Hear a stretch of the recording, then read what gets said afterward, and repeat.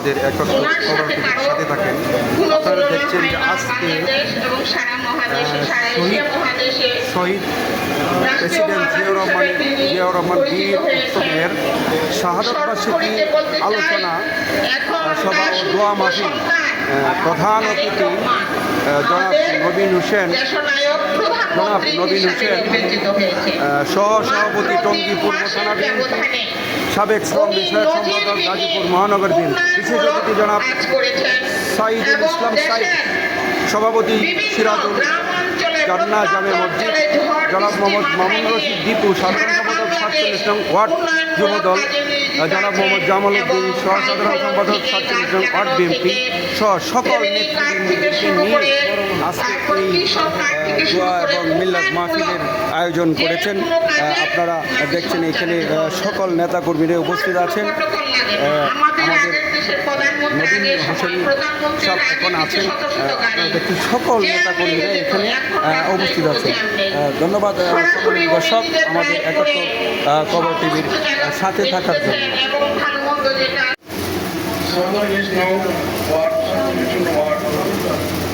কর্তৃক আয়োজিত শহীদ প্রেসিডেন্ট জিয়াউর রহমানের ৪৫তম মৃত্যুবার্ষিকী উপলক্ষে আজকের এই আলোচনা সভায় উপস্থিত প্রধান অতিথি গাজীপুর মহানগর সাবেক শ্রম বিষয়ক সম্পাদক নবীন হোসেন, উপস্থিত ছোট ভাই সাইদুল, উপস্থিত আবুল, উপস্থিত আহার, উপস্থিত দীপু, উপস্থিত অত্র ওয়ার্ডের নেতৃবৃন্দ, উপস্থিত ৪৬ নং ওয়ার্ডের সহসভাপতি আবুল হোসেন, দুলাল, বাচ্চু, সুজন, মালিক, সাদ ইত্যাদি। সবাইকে আমার সালাম, আসসালামু আলাইকুম। উপস্থিত নেতৃবৃন্দ, শহীদ প্রেসিডেন্ট জিয়াউর রহমান ছিলেন এই দেশের একজন গর্বিত সন্তান। শহীদ প্রেসিডেন্ট জিয়াউর রহমান যদি সময় মতো হঠাৎ সিপাহী বিপ্লবের সময় যদি এদেশের হাল না করতো, তাহলে আজকে এই দেশে গৃহযুদ্ধ থাকতো। যখন সেনাবাহিনীর মাঝে তর্ক বিতর্ক হয়, তখনই ঠিক সুসময়ে সুযোগ পেয়ে জিয়াউর রহমান সাহেব এই দেশের হাল ধরেছিলেন। শহীদ জিয়াউর রহমান একজন নীতিবান লোক ছিলেন। তিনি এদেশের হাল ধরে এই দেশের মানুষের কথা চিন্তা করেছে, কৃষকের কথা চিন্তা করেছে, শ্রমিকের কথা চিন্তা করেছে। কৃষকের কথা চিন্তা করে তিনি চিন্তা ভাবনা করেছেন কৃষক কিভাবে অতি অল্প খরচে শ্রেষ্ঠ পায়। তো সেই চিন্তা ভাবনা করে তিনি খাল খনন কর্মসূচি গ্রহণ করেছিলেন। সেই খাল কর্মসূচি গ্রহণ করার পরে এদেশের খাদ্য উৎপাদন দ্বিগুণ হয়েছিল। এছাড়া তিনি মিল ফ্যাক্টরির ব্যাপারে চিন্তা ভাবনা করেছেন। ফ্যাক্টরিতে গিয়ে শ্রমিকদের সাথে আলোচনা করেছেন, শ্রমিকদের সুবিধা অসুবিধার কথা চিন্তা ভাবনা করেছেন। শ্রমিকদের সাথে আলোচনা করে তাদের যুক্তি বুদ্ধি নিয়ে এবং তিনি বিবেচনা করে শ্রমিকদের বেতন বৃদ্ধি করেছেন এবং শ্রমিকদের উৎস বোনাস এবং বোনাস, প্রোডাকশন বোনাস ইত্যাদি জিনিস দিয়ে শ্রমিকদেরকে উৎসাহিত করেছেন। জিয়াউর রহমানের কিছু নিজ আদর্শ আছে। আসলে জিয়াউর রহমান ছিল একজন ভালো লোক, অত্যন্ত ভালো লোক। তিনি দেশের কথা এবং দেশের কথা চিন্তা ভাবনা করেছেন। আমরা যারা তার দলের অনুসারী, আমরা যারা তার দল করি, আমরা তাকে দল করি ঠিক আছে, কিন্তু তার নীতি, তার যে দিক নির্দেশনা, এটা কিন্তু আমরা সবাই মনে প্রাণে পালন করি না।